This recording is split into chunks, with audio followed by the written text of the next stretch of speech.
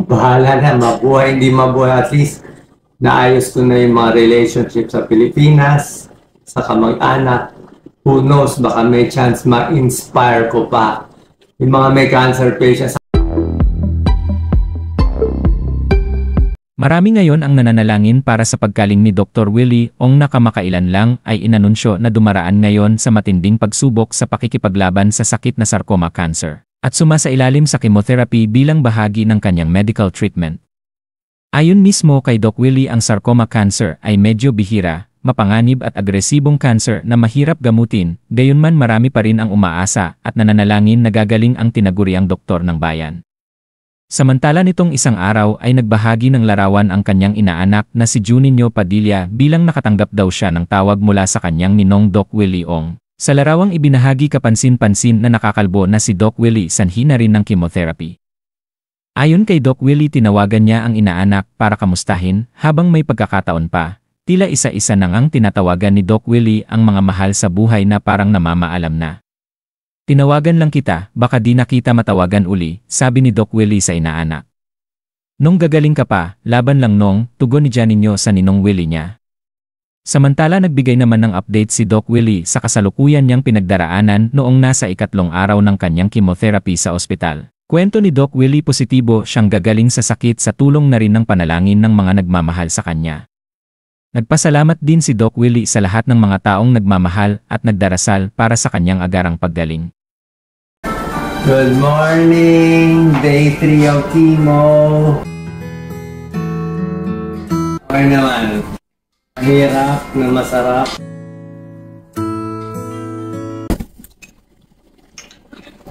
Nag-rounds na ba?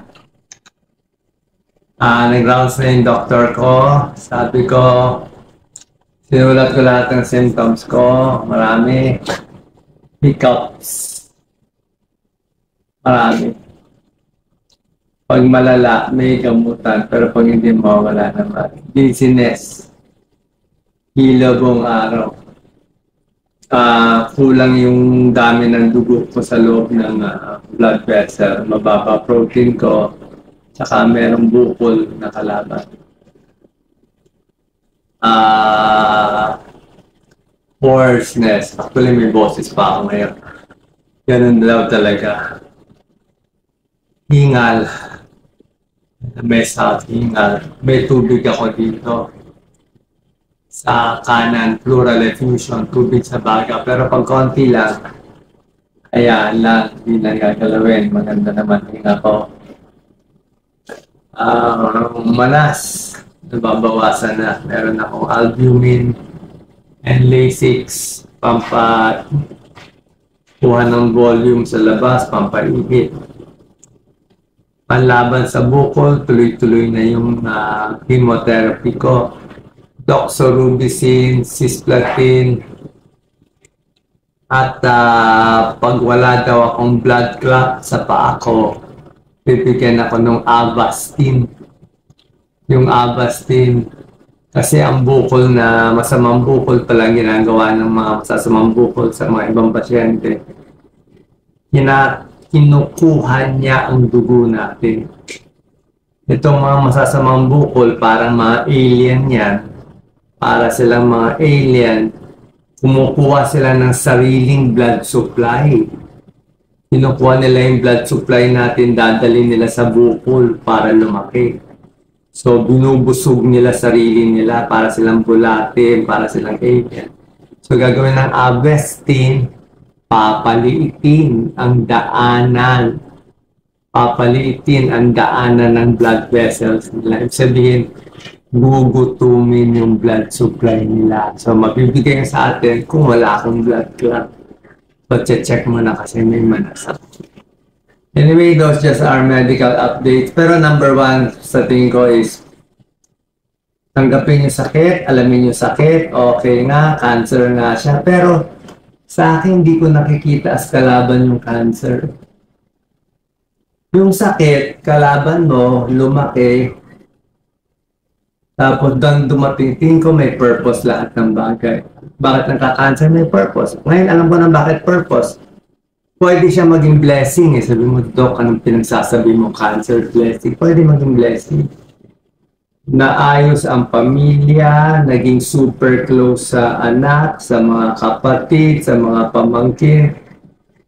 Yung ganitong napakabilis na pagbanding ng relationship namin, forgiveness, love, compassion, hindi makukuha lahat yan kundi ako nagkasakit. So baka yan lang ang God's will, magkasakit sandali, malabanan, at pagbalik natin sa normal, bahala na, mabuhay, hindi mabuhay, at least naayos ko na yung mga relationship sa Pilipinas, sa kamag-anak. Who knows, baka may chance ma-inspire ko pa. Yung mga may cancer patient, sabi ko nga sa doktor ko, ba't lumalakas ako? Sabi niya, isa lang yan. You are mentally strong, kaya feeling mo strong ka. Okay, kailangan fighter tayo. Fighter to, may kalaban tayo. Kaya sabi nga niya sa akin this person who is a doctor is a fighter. He will get well. So pag may pagsubok sa buhay, labanan, huwag takutan, tanggapin, oo may pagsubok, huwag magalit, may purpose siya. Sa akin nga may sakit nga pero ang dami naman nagbibigay sa'yo, ang dami nag-aalaga. Lahat ng pagmamahal na natulong ko noon, nung bata pa kami, para nagbabalikan lahat ng love Nagmahal kami sa bayan, sa mga tao noon. Ngayon bumabalik unti. Yun ang nagiging puhunan ko para lumakas at gumaling. Maraming salamat po.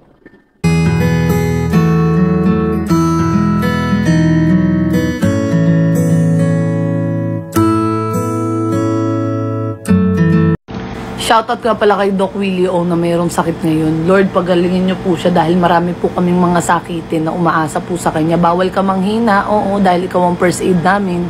Dahil nung nagkaroon ako ng sakit na almoranas, talagang araw-araw tumatay ako ng dugo at talaga namumulaklak na yung butas ng puwet ko. Dahil sa sobrang stress ko, ikaw lang ang pinanood kong video. Tapos ang sinabi mo pa nga dun, kumain lang lahat ng letter P na prutas, magiging smooth yung pagtae ko. Aba, effective, oo, dahil naging ringless, walang sabit yung tae ko. Lahat ng mga mararamdaman ko sa katawan ko, ikaw lang pinapanood kong video, mapag-gout, mapahikaw, mapasakit ng ulo, pati itong pagiging Dragon Ball ko. Kaya Doc, sana kung napapanood mo to, maging motivation mo kami mga taong umaasa sa iyo. Mahal ka namin, magpagaling ka dahil ikaw lang sapat na boss mapagmahal 28. Marami kami mga Doc Willie Ong fanatics. Bigyan kita ng tip, Doc Willie Ong. Panoorin nyo yung sarili nyo. Marami kayong mapupulot doon. Pero may natouch akong sinabi ni Doc doon na nung nagkasakit siya, mas naging close siya sa pamilya niya. Ito lang number 1, hindi mo na kailangan magkasakit, Doc, para lang mas maging close sa pamilya mo. Pag gumaling ka, mas ma-appreciate ka nila at mas marami pa kayong magiging bonding. Get well, Doc. Sama ka namin sa mga prayers namin.